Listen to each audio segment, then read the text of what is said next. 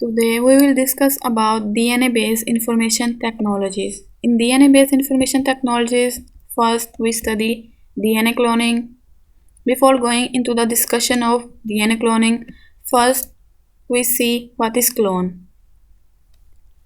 Clone is an identical copy. The term originally applied to a cells of single type, isolated and allowed to produce to create a population of identical cells. DNA cloning involves separating a specific gene or DNA fragment from larger chromosomes and then attaching it to a small molecule of carrier DNA and then replicating this modified DNA thousands or millions of times through both an increase in cell number and the creation of multiple copies of cloned DNA in each cell. Next we see that there are five main steps involved in the process of DNA cloning. The first step is cutting DNA at precise location. Sequence specific endonucleases, they are also called restriction endonucleases, they provide the necessary molecular scissors.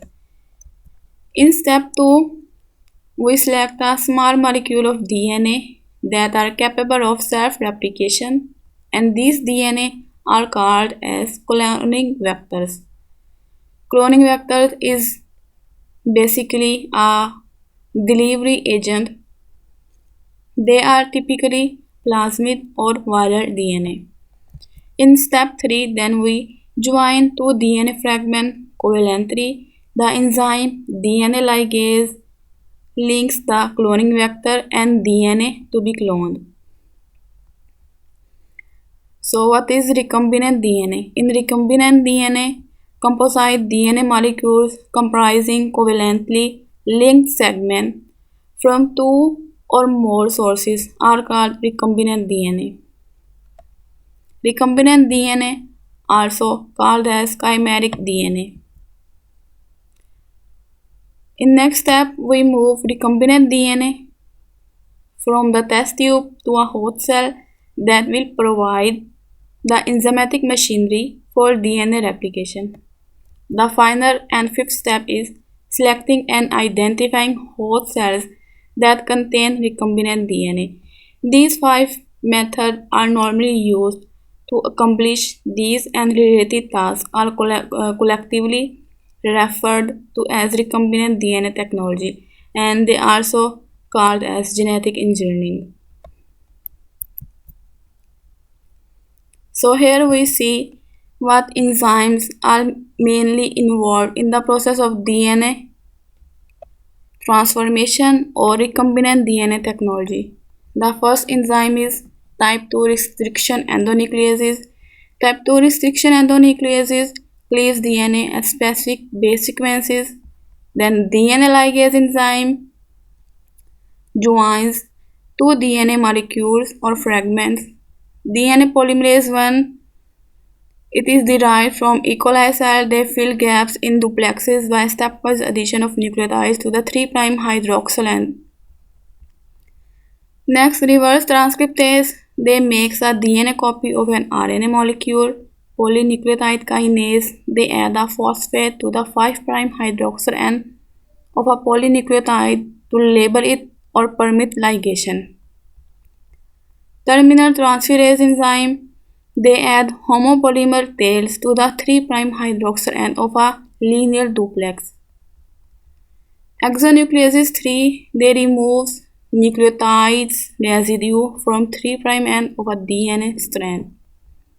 Bacteriophage exonucleases, they remove nucleotides from 5' end of a duplex to expose single-stranded 3' end.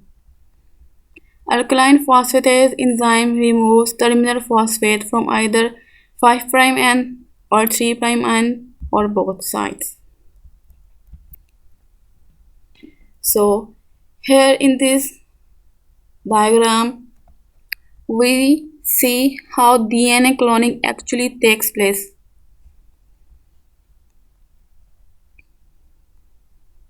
Here you can see a cloning vector and the eukaryotic chromosomes. they are separately cleaved with same endonucleases or restriction endonucleases. These fragments to be cloned are then ligated to the cloning vector. The resulting recombinant DNA is then introduced into the host cell where it can be propagated, and the propagation produces many copies of recombinant DNA. Next we see restriction endonucleases. Restriction endonucleases enzymes, they are first discovered by Werner Erber in the early 1960s. Their biological function is to recognize and cleave foreign DNA. Such DNA is said to be restricted. In the host cell's DNA, the sequence that would be recognized by its own restriction enzyme is protected from digestion by methylation of DNA. And the restriction endonucleases and the corresponding methylase referred as restriction modification system. Next we see what are the main types of restriction enzymes. Basically there are three main types of restriction enzymes: type 1 enzymes, type 2 and type 3.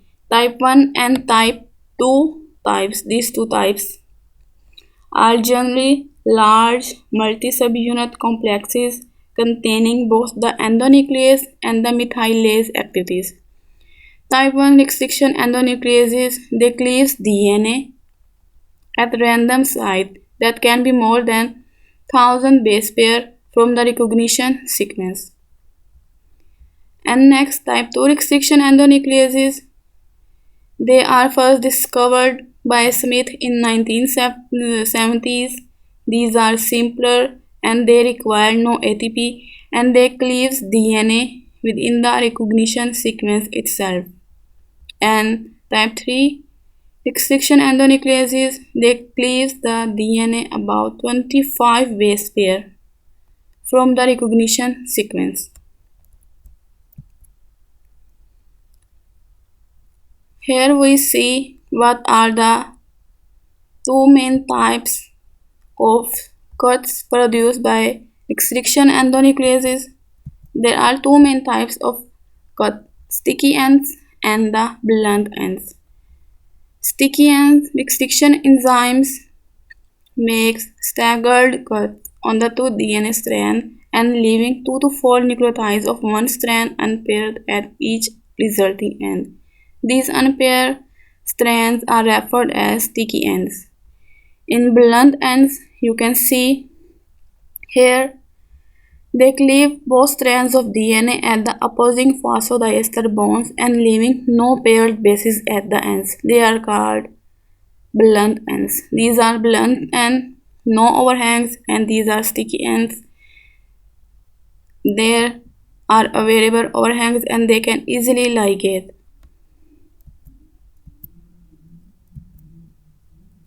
Next, here you can see there are some restriction enzymes, and here are the restriction recognition sequences for these restriction enzymes.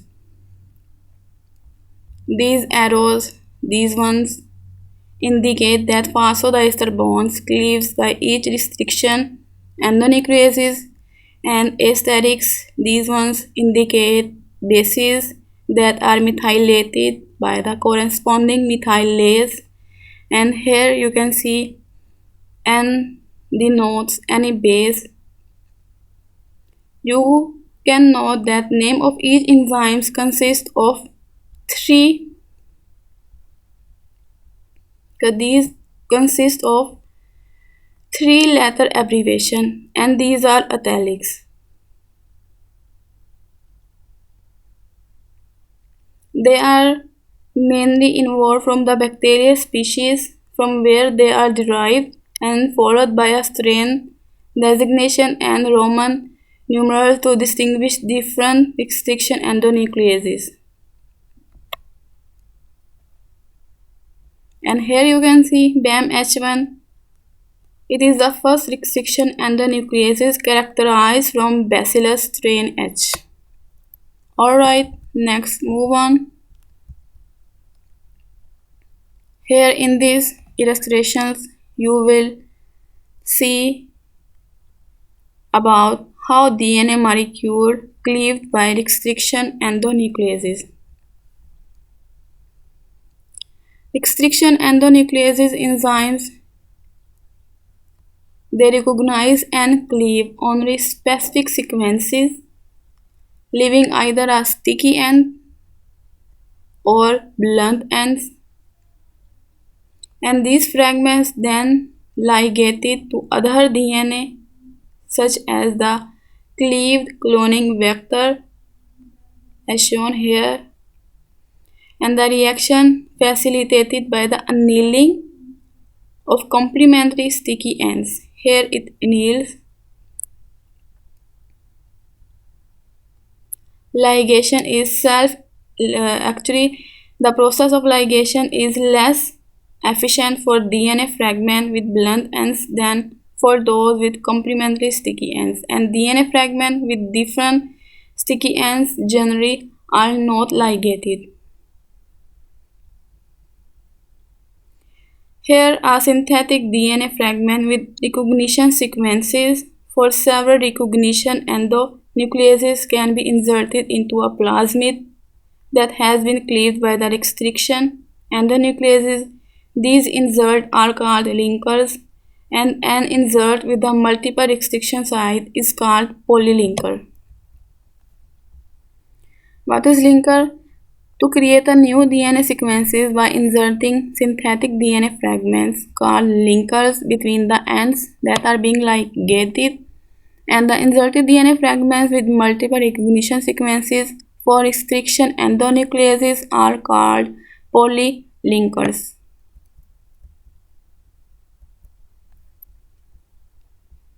Here you can see the comparison between exonuclease enzymes and endonuclease enzyme. Exonucleases generally refers to an enzyme that cleaves the polynucleotide chain, separating nucleotides other than the two ends. Exonucleases refers to an enzyme that cleaves polynucleotide chain from the end of chain by removing the nucleotide one by one. Exonucleases cleave nucleic acid at the middle of the nucleic acid, and exonucleases cleave nucleic acid at the ends. Restriction endonucleases undergo a lag period activity before their performing activity, and exonucleases does not have a lag period before their activity. Endonucleases result in oligonucleotides, and exonucleases result in single nucleotide or nucleotides. Exonucleases may form either blunt ends or sticky ends, and exonucleases they forms only sticky ends. They block the entry of pathogens, and exonucleases have no significant role in blocking the entry of pathogen. Here are some examples of endonucleases: DNA is S1 nuclease, BAMH1, HIN3-EcoR1, and exonucleases involve snake venom 3 to 5 exonuclease domain of the DNA polymerase.